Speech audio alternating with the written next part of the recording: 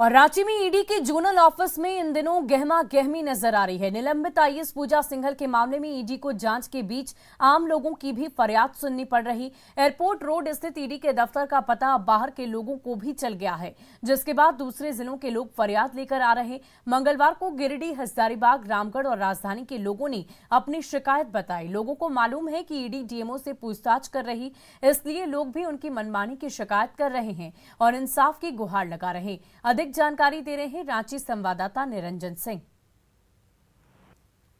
ED के दफ्तर में इन दिनों ज्यादा गहमागहमी बढ़ गई है। वरिष्ठ आईएएस पूजा सिंघल के मामले को लेकर के जिस तरह से लगातार ईडी दफ्तर में कई लोगों से पूछताछ हुई है, अब यहां आम लोग भी अपनी शिकायत लेकर के यहां मंडरा रहे हैं।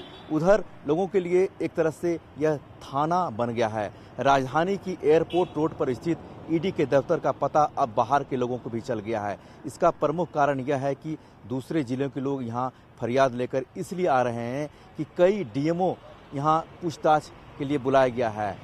आम लोगों का यह कहना है कि माइनिंग को लेकर के हमारी जमीन को अतिक्रमण डीएमओ के द्वारा किया गया है।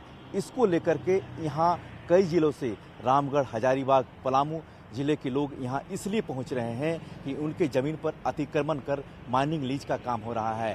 डीएमओ से जिस तरह से लगातार पूछ रही है, उसको लेकर के ईडी दफ्तर के पास आम लोग अपनी फरियाद लेकर पहुँच रहे हैं। अब देखना यह है कि क्या आम लोग यहाँ फरियादी उनकी शिकायत सुनी जाएगी या फिर आम लोगों के यहाँ बिल्कुल बंद ही है। कैमरामैन संजीव तिवारी के साथ निरंजन, न्यूज़ 18 रांची। और गर्मी और उमस से जूझ रही झारखंड में 10 जून के बाद से मानसून का असर दिखने लगेगा। मौसम विज्ञान केंद्र रांची से जारी रिपोर्ट की माने तो अब अरब सागर और बंगाल की खाड़ी में अगले कुछ दिनों में मानसून का असर तेज हो जाएगा, जबकि झारखंड, बिहार, बंगाल, उड़ीसा में प्री मानसून को लेकर आंशिक बादल छाए रहने और बारिश की संभावना तेज हो जाएगी। मौसम विभाग के अनुसार 10 जून के बाद से राजधानी रांची समेत पूरे झारखंड में मानसून का असर दिखने लगेगा। इसे लेकर मौसम विभाग ने 11 जून तक राज्य में बारिश का पूर्वानुमान जताया।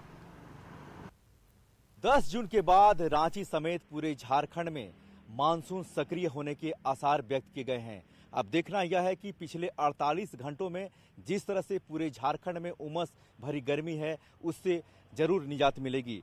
पिछले 48 घंटों में जिस तरह से पूरे झारखंड प्रदेश में आंशिक बादल छाए हुए हैं, मौसम विज्ञान विभाग का कहना है कि छिटपुट बारिश के साथ वज्रपात की भी संभावना व्यक्त की गई है। लेकिन जिस तरह से लगातार पिछले 48 घंटों में पूरे झारखंड प्रदेश में कहीं न कहीं बारिश हल्की हो रही है, इससे जरूर राहत मिलने की संभावना है। कैमरामैन संजीव तिवारी के साथ निरंजन, न्यूज़ 18 रांची।